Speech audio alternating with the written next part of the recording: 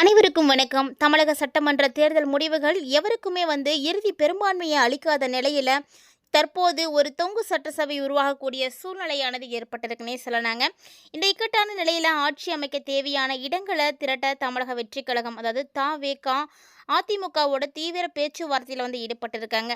இது மாதிரியான தகவல்கள் தான் இப்போ வெளிவந்துட்டு இருக்கு. ஸோ இந்த சூழ்நிலை தனக்கு சாதகமாக்கி கொள்ள திட்டமிட்டு இருக்கிறாரு எடப்பாடி பழனிசாமி. ஸோ எடப்பாடி பழனிசாமி தரப்பு தவேகாவிற்கு பெரும் அதிர்ச்சி அளிக்கக்கூடிய வகையில் ஒரு சில நிபந்தனைகளை விதிச்சிருக்காங்க. அதாவது ஆதரவு அளிப்பது தொடர்பாக எடப்பாடி பழனிசாமி தரப்பில் என்னென்ன விஷயங்கள்லாம் முன்வைக்கப்பட்டிருக்கு அப்படின்னு பார்க்கும் பொழுது, முதல் 2 ஆண்டுகளுக்கு முதலமைச்சர் பதவி வழங்கப்பட வேண்டும். அது மட்டும் இல்லாமல் சபாநாயகர் பதவியும் தங்களுக்கு கொடுக்க வேண்டும் அப்படின்ற நிபந்தனைகளை வச்சிருக்காரு. ஸோ இது தங்களுடைய கட்சிக்கு ஒதுக்கினா மட்டும்தான் திட்டவட்டமாக நாங்கள் உங்களுக்கு சப்போர்ட் பண்ணுவோம் அப்படின்ற மாதிரி அதிமுக சொல்லியிருக்காங்க. இந்த நிபந்தனைகள் ஏற்றால் மட்டும்தான் கூட்டணி குறித்து பரிசீலனிக்கப்படும் அப்படின்ற ஒரு அதிமுக தரப்பு பிடிவாதமான ஒரு கொள்கையை வச்சுருக்காங்க. ஸோ தவேக தலைமைக்கு இது ஒரு மிகப்பெரிய சவாலாக தாங்க இருக்குன்னு சொல்லலாம். ஏன்னா அதிமுக இந்த திடீர் நிபந்தனையால் தவேக நிர்வாகிகள் கடும் அதிர்ச்சியில் இருக்காங்க. ஏன்னா முதல் தேர்தலையே தனிப்பெரும் கட்சியாக உருவெடுத்திருக்கக்கூடியது அப்படின்னா அது தவேக தான். ஆட்சி அதிகாரத்தை பகிர்ந்து கொள்ள ஏற்பட்டிருக்கக்கூடிய இந்த சிக்கல் குறித்து தலைவர் விஜய் தலைமையிலான அவசர ஆலோசனைகளானது நடைபெற்று இருக்குங்க. ஒருபுறம் பார்த்தீங்கன்னா ஆட்சி அமைக்கக்கூடிய முனைப்பு இருந்தாலுமே கூட முதலமைச்சர் பதவியை விட்டு கொடுப்பது குறித்த தயக்கம் தவேக கிட்ட நிறையவே இருக்குன்னு சொல்லலாம். தமிழகத்தினுடைய அடுத்த முதலமைச்சர் யார் அப்படின்ற தீர்மானிக்கக்கூடிய இந்த இழுபறியான சூழ்நிலை இன்னும் நீடித்து வருதுங்க. அரசியல் களத்தில் மிகப்பெரிய அளவில் பரபரப்பை ஏற்படுத்திட்டு இருக்கு அப்படின்னே சொல்லணும். ஏன்னா தவேகாவுக்கு அதிகபட்சமாக இன்னும் 11 இடங்கள் தேவைப்படுது. இந்த 11 தொகுதிகளில் நீங்கள் முன் வரணும் அப்படின்னா சின்ன சின்ன கட்சிகளை ஒன்றிணைக்கலாம் அப்படின்னு ஒரு சில விவாதங்கள் சொன்னாலுமே கூட, இந்த சின்ன சின்ன கட்சிகளை ஒன்றிணைக்கும் பொழுது கண்டிப்பாக அவங்களால அந்த அளவுக்கு சப்போர்ட் கொடுக்க முடியாது. இவர் திமுக கிட்டேயோ இல்லை அதிமுக கிட்டேயோ தான் கண்டிப்பாக உதவியை தேடி போய் ஆகணும். அப்படி பார்க்கும் பொழுது திமுக இப்போதைக்கு தவேகாவோட இணையிற மாதிரி எந்த சூழ்நிலையும் தெரியலை. ஆனால் அதிமுகவுக்கு அதற்கான வாய்ப்புகள் நிறைய இருக்குது. ஸோ அதிமுக பார்த்திங்கன்னா எடப்பாடி பழனிசாமி அவர்கள் ஒரு சில நிபந்தனைகளை வச்சுருக்காரு. இதை விஜய் ஏற்கும் பொழுது கண்டிப்பாக ஒரு சில மாற்றங்கள் வரலாம். ஏன்னா இல்லை அப்படின்ற பட்சத்தில் இந்த இடத்துல எந்த கட்சிகளுமே இல்லாமல் இன்னும் ஒரு சில நாட்களில் பார்த்திங்கன்னா வேறு ஒரு தேர்தலே கூட நடக்கலாம். அந்த மாதிரி ஒரு சில மாற்றங்கள் வந்துடும்.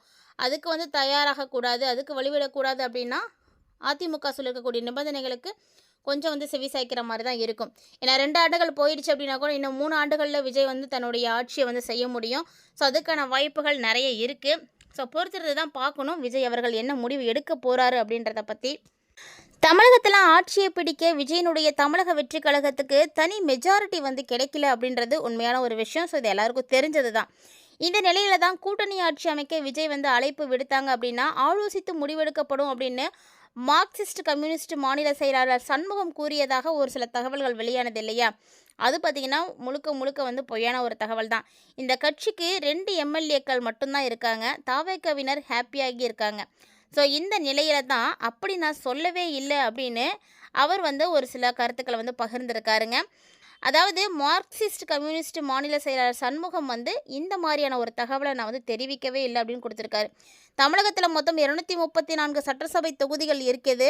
தனித்த ஆட்சியை பிடிக்க 118 தொகுதிகள் வெற்றி பெற வேண்டும்.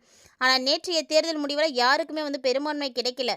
விஜயனுடைய தவேகாவோ பார்த்தீங்கன்னா 107 தொகுதிகளில் வெற்றி பெற்று தனிப்பெரும் ஆட்சியாக மாறியிருக்கு. ஆனால் மெஜாரிட்டி கிடைக்கல அப்படின்றது உண்மையான ஒரு விஷயந்தாங்க. விஜய் ஆட்சி அமைத்து முதல்வராக வேணும் அப்படின்னா இன்னும் அவருக்கு 11 எம்எல்ஏக்கள், அதாவது விஜய் 2 தொகுதியில் ஜெயிச்சிருக்காரு இல்லையா, அதில் வேற ஒன்று ராஜினாமா செய்யக்கூடிய ஒரு இடம் இருக்குது. அப்படி அவர் ஒரு இடத்த ராஜினாமா செஞ்சிட்டாரு அப்படின்னா காலி இடத்தையும் சேர்த்து ஆதரவு தேவைக்கு கண்டிப்பாக இவருக்கு சப்போர்ட் வேணும். இதனால் பிற கட்சிகளை தொடர்பு கொண்டு விஜய் ஆதரவு கோரி வருவதாகவும், இந்த நிலையில தான் தனியார் தொலைக்காட்சியில் இன்று செய்தியானது ஒன்று வெளியாகியிருக்கு. கூட்டணி ஆட்சிக்கு விஜய் அழைப்பு விடுத்தா ஆலோசித்து முடிவு செய்வோம். சிபிஎம் மாநில செயலாளர் சண்முகம் சொல்லியிருந்தார் அப்படின்ற ஒரு ஸ்க்ரீன்ஷாட் மற்றும் வீடியோக்கள் இணையதளங்கள் பரவிட்டு இருக்கு. ஸோ பரவக்கூடிய இந்த தகவலை மார்க்சிஸ்ட் கம்யூனிஸ்ட் மாநில செயலாளராக இருக்கக்கூடிய சண்முகம் முற்றிலும் மறுத்திருக்காரு. இது தொடர்பாக அவர் தன்னுடைய எக்ஸ் பக்கத்தில் தனியார் தொலைக்காட்சியில் வெளியான ஸ்க்ரீன்ஷாட்டை வந்து பகிர்ந்திருக்கார் அப்படின்னே சொல்லணும். ஸோ இந்த மாதிரியான தகவல்களை, பொய்யான தகவல்களை யாரும் பரப்பாதீங்க. நான் அப்படி எந்த விதமான வாக்குறுதிகளும் கொடுக்கல அப்படின்னு அவர் சொல்லியிருக்காரு. பொய்யான தகவல்களை எதையும் பரப்ப வேண்டாம் அப்படின்னும், ஒருவேளை தாவேகா வந்து நீங்கள் வெற்றி பெறணும் அப்படின்னு நினைக்கிறீங்க அப்படின்னா கண்டிப்பாக கூட்டணி அமைத்து தான் ஆகணும். அதில் மார்க்சிஸ்ட் கம்யூனிஸ்ட் நீங்கள் போகும்பொழுது அவங்க இதை வந்து ஏற்றுக்கிற மாதிரி தெரியல அப்படின்றது இவருடைய பேட்டியிலேருந்தே நல்லா தெரியுது. ஸோ என்ன பண்ண போகிறாங்க அப்படின்றத நம்ம பொறுத்திருந்து தான் பார்க்கணும். ஸோ பொதுவாக பார்த்தீங்கன்னா, நீங்கள் சின்ன சின்ன கட்சிகளில் ஆதரவு கேட்குறத விட பெரிய கட்சிகள்கிட்ட ஆதரவு போகிறது தான் ரொம்ப நல்லது.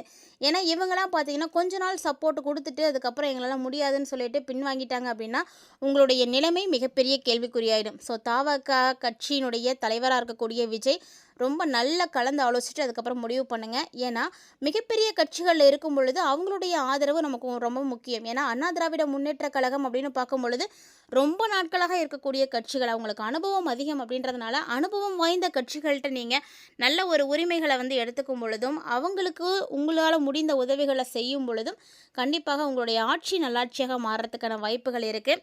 தமிழ்நாடு இதுவரை பார்த்திராத அளவுக்கு ஒரு மிகப்பெரிய மாற்றத்துக்காக தயாராகிட்டு இருக்குங்க. ஸோ இது பார்த்திங்கன்னா கூட்டணி அரசாங்கத்தின் மூலமாக வெளிவந்திருக்கு. முன்னாள் ஐஏஎஸ் அதிகாரி சகாயம் அவர்கள் இடைத்தேர்தல் மூலமாக உள்ளே கொண்டு வரக்கூடிய திட்டங்கள் உட்பட ஒரு வழக்கத்திற்கு மாறான அதிகார கூட்டமைப்புக்கான ஆக்கிரமிக்கப்பட்ட அறிகுறிகள் எல்லாமே வந்து தெரிய ஆரம்பிக்குது. ஸோ இதில் இருந்து எப்படி விஜய் மீண்டு வரப்போகிறார் அப்படின்றது தான் மிகப்பெரிய விஷயமா இருக்குது. ஏன்னா நிறைய அமைச்சர்கள் வந்து இவங்களுக்கு தேவை. காங்கிரஸில் பார்த்தீங்கன்னா 5 இடங்கள் தான் இருக்குது, விசிக கிட்ட 2 இடங்கள் தான் இருக்குது. இந்தியன் கம்யூனிஸ்ட் பார்த்தீங்கன்னா சிபிஐ வந்து 2 இடங்கள், மார்க்சிஸ்ட் கம்யூனிஸ்ட் கட்சி சிபிஐஎம் பார்த்தீங்கன்னா 2 இடங்கள் தான் இருக்குது. இதில் 11 எம்எல்ஏக்களுடைய ஆதரவு விஜயை வந்து எளிமையாக வந்து பெற முடியும். பெற்றுட்டார் அப்படின்னா பெரும்பான்மை புள்ளியை வந்து தாண்டவும் செய்யும். இடதுசாரி கட்சிகளுக்கும் விசிகாவுக்கும் திமுகவுக்கும் தலைமையிலான கூட்டணியில் இருந்து வெளியேறுவது அப்படின்றது காலத்தினுடைய கட்டாயமாக இருக்கலாம். இதை தவிர ஐயுஎம்எல், தேமுதிக மற்றும் பாமகவினுடைய ஒரு பகுதியினர் ஆதரவு கிடைச்சிச்சு அப்படின்னா கூட அந்த ஆட்சிக்கு கூடுதல் ஸ்கிரைப்பு தன்மையானது கிடைச்சிடுங்க. ஸோ இந்த கட்சிகளுடைய முக்கிய நிர்வாகிகளாக இருக்கக்கூடிய தவக தலைமையோட முறைசாரா பேச்சுவார்த்தைகள் வந்து நடத்திட்டு இருக்கிறதா தெரிவிச்சிருக்காங்க. விஜயானவர் தன்னுடைய கூட்டணி ஆட்சி அப்படின்ற ஒரு கருத்தாக்கத்திற்கு வந்து தயாராகிட்டு இருக்காரு அப்படின்னு தான் சொல்லணும். தற்போது முன்மொழிக்கப்பட்டிருக்கக்கூடிய ஏற்பாட்டின்படி பார்க்கும்பொழுது காங்கிரஸ் 2 அமைச்சரவை இடங்கள், சிறிய கூட்டணி கட்சிகள்னு பார்த்தீங்கன்னா தலா 1 இடங்கள் இருக்குது. ஸோ எண்ணிக்கையை உறுதிப்படுத்துறதுக்கு, நிர்வாக அனுபவமின்மையை வந்து ஈடு செய்யறதுக்கும் தவக தன்னுடைய கூட்டணி கட்சிகளுக்கு 4ல் இருந்து 6 அமைச்சரவை இடங்களை வந்து ஒதுக்கிறதுக்கான வாய்ப்புகள் இருக்குது.